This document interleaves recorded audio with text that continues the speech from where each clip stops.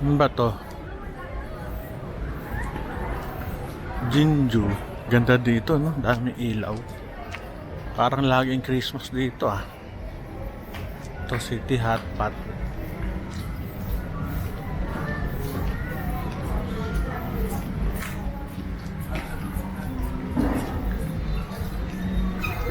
Sunglasses.